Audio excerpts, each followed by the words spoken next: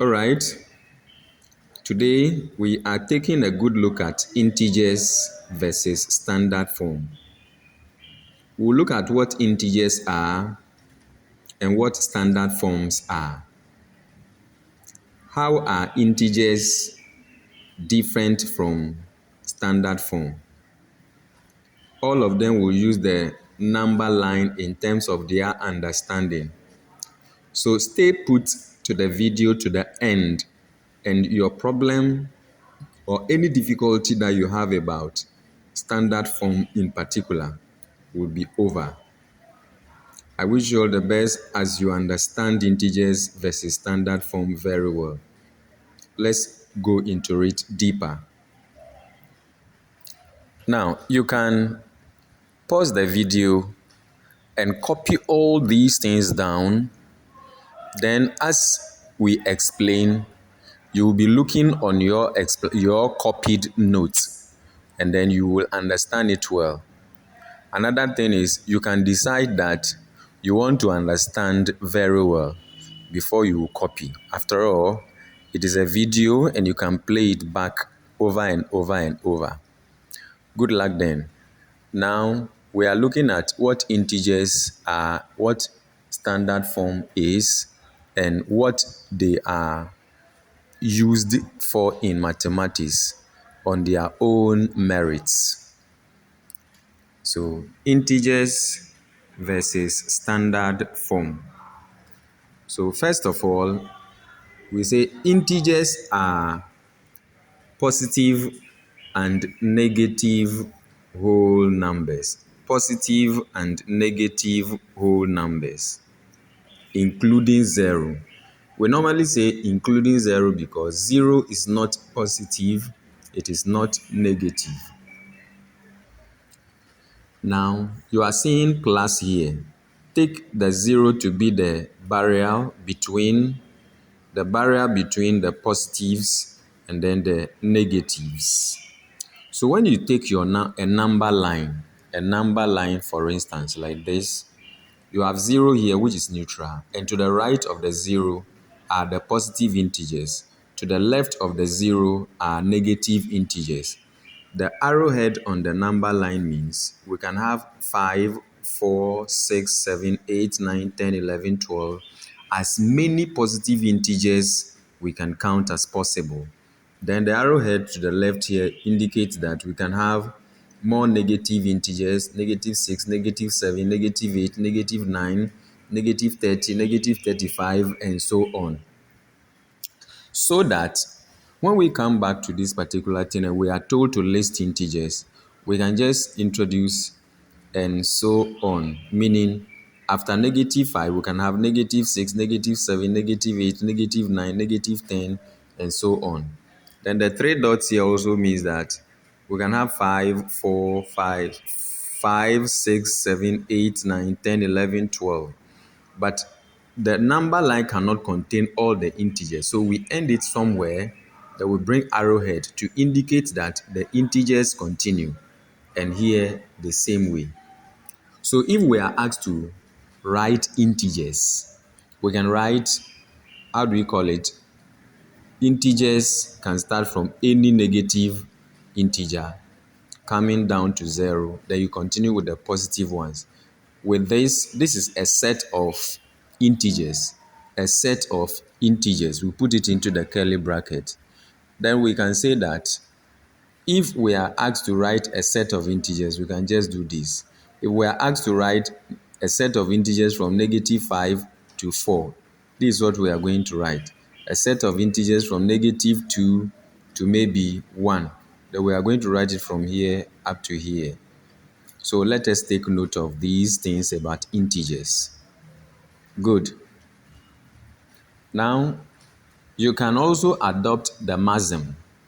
The maxim is integers, number line, integers, number line, which means that anytime you hear integers, it is the same as the number line.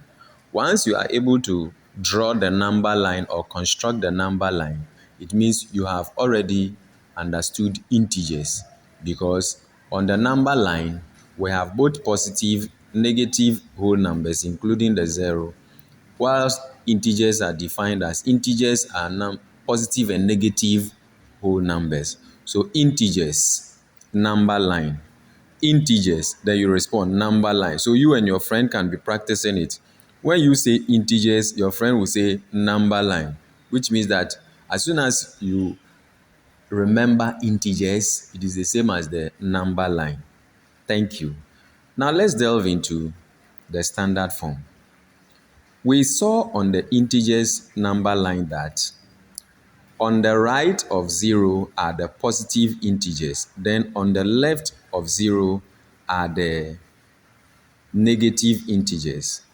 That is in direct opposite to what happens under standard form. So under standard form, when you are shifting the decimal point towards your right hand side, that is negative. When you are shifting it towards the left hand side, that is positive. And we always deal with, so whether the decimal point is going to shift to the right, which will let us have negative, or it will shift towards the left, which will help us have positive. Then another thing we should remember is that under standard form, it is always whatever we get in the decimals times 10 exponent an integer. The A here is representing integer. It can be a positive integer, it can be a negative integer. It can also be 0. So the A there is referring to any of the integers that we are learning, any of the integers that we are learning. A here. So in standard form, it is something point something times 10 exponent an integer, or something point something something something times 10 exponent an integer. Good.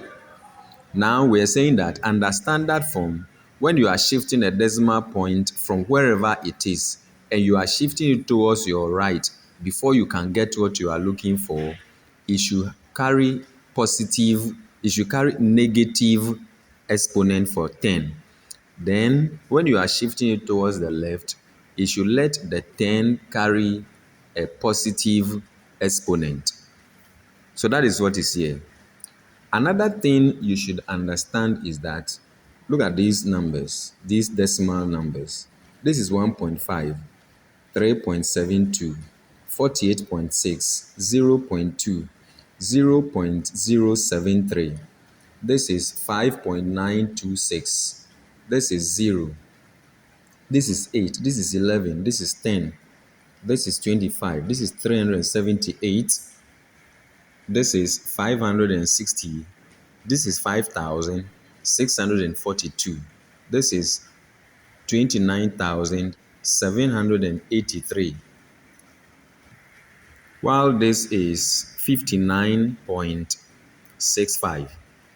Now, why are we writing all these numbers? We want to explain that when you see a decimal point in a numeral, you can see where it is. So that one you can say 1.5, 3.72, 48.6, 0.2, 0.073, 5.926. But when you see a number written, it can be single digits number, it can be 2 digits number, it can be 3 digits, it can be 4 digits, it can be 5 digits. Over here, it can be 5 digits. So when you see that the number has been written without any decimal point, the real meaning is that it is 0.8.11.10.25.378.5642.29,783 point. So it can be 0.0, 0.0000, 0.00000, as many as you have to join as possible when the need arise. This can be 8.0, 8.000, 11.0, 11.000, 11.0000, 10.0, 10.00, 10.000, 25.0, 25.000, 378.0, 378.000, as many zeros you can count as possible. So it depends on the question you are dealing with. That will tell you whether you should join point 0 or you should join point 00 or point 000, point 0 or point 000, point 0 or point 00, point 00. Here it can be 59.65, but maybe you need to join a 0, a 0. So I'm going to solve a lot of questions on addition of decimals, multiplication of decimals, subtraction of decimals, and division of decimals. That is where we will get to understand how we can introduce point 0, point 00, point 80, 0, point 80, 0.000, 11.0, 11.0, when you have to join decimals and bring zeros as possible. So we are solving some questions over here. So now that we have seen that when you are counting on the integers, when you are counting on the right hand side of the zero, it is positive integers. Then when you are counting to the left hand side of the zero, it is negative integers. But when you come to the standard form, we shift decimal point. We shift decimal point in an abstract manner. You cannot lift this decimal point and be putting it over and over and over. But the only thing is that you can be moving it 1, 2, 3, 4, 5, 6. 1, 2, 3, 1, 2, 3, 4, 5, 6. Then you can situate it somewhere. So it depends on how you are supposed to move it. Good. Again, in standard form, when you are to write numbers in standard form, there should be one counting number in front of the decimal point. If I say in front of the decimal point, that makes it the unit or the ones digit. I've done the video on the place value chart where you will see the ones or the unit digit. So you go back there and study ones or unit digits. Good. Now, if you are to write 0.45621 in standard form, the digit in front of the decimal point here, this is a decimal point. The unit digit here is 0. 0 is not a counting number. But the rule is that in standard form, there should be one counting number in front of the decimal point. Good. Now what is happening is that in terms of counting numbers or the natural numbers, counting numbers are the same as natural numbers. Why are they called counting numbers or natural numbers? Because they occur naturally and they are used for counting. And they start from 1, 2, 3, 4, 5, 6, 7, 8, 9. So there should be one counting number in front of the decimal point in standard form. So in this situation, 0 is not a counting number. So when you have 0 in front of the decimal point, 7 as the unit digit, it means that 0 cannot be here. So we move the decimal point once. And when we move it to the right, we carry negative exponent. And so we move it once, then it becomes 4. Because it's good. The decimal point has been brought here in an abstract manner. So it becomes 0.4 point. It should have been 0.4.5621 times 10 exponent negative 1. But we don't like to bring the 0 in front. So it becomes 4.5621 times 10 exponent. The number of times we shifted the decimal point before we got the counting number in front of it was 1. And it was towards the right. And towards the right, we should have negative exponent. That is why it is times 10 exponent negative 1. The next question, 0.09563. We will have to shift the decimal point 1, 2. Then we come and get 009.563. But because we cannot bring the 00 in front, then it becomes 9.563 times 10 exponent. We moved the decimal point to the right, and to the right still negative. How many times did we move? 1, 2 to get negative 2. Negative 2. Another example is if you have 23.1235 and you are to write it in standard form. There are two counting numbers in front of the decimal point here. The ones or unit digits and the tens digits, they are all counting numbers. So for us to get one counting number, we have to bring the decimal point here. When we bring it here, it means that it is no longer here. So these digits from 3, they are all together. So we then get 2.31235 times 10 exponent 1 because we moved to the left once. And when you move to the left, it carries positive exponent.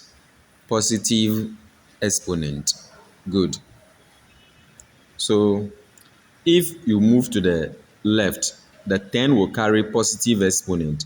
If you move to the right, the 10 will carry negative exponent. So that is why when you come here, 364.2587, you have to move 1, 2 in order to bring the decimal point here. Then these digits are now together so that you get 3.642587 times 10 exponent 2. With this one, you realize that because you move to the left gives you positive counting at the exponent level. So the exponent will be positive. That is why we have 1, 2 to become the decimal times 10 exponent positive 2. So the same thing where you have this one 0.00296, you have to move. There are zeros here. They are all not counting numbers. So 1, 2, 3.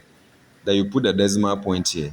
And you cannot write 0002.96. So you ignore or you leave the zeros here. Then you just write 2.96 times 10 exponent negative 3. 0.000829. You cannot write all these zeros. So you move the decimal 1, 2, 3, 4 up to the 8. So it becomes 8.29 times 10 exponent negative 4 because you moved the point towards the right. And towards the right, it becomes exponent negative 10. Sometimes, so these examples, they follow what we have already done. What we have already done there. Now, sometimes you have already a counting number in front of the decimal point. A counting number in front of the decimal point. Look at these two examples very well. In this question, write this 5.1275 in standard form. The number of digits in front of the decimal point here is already that ones or unit digits already 1, which is 5. So 5.1275. Because the point didn't shift to anywhere, it has to be 10 exponent 0.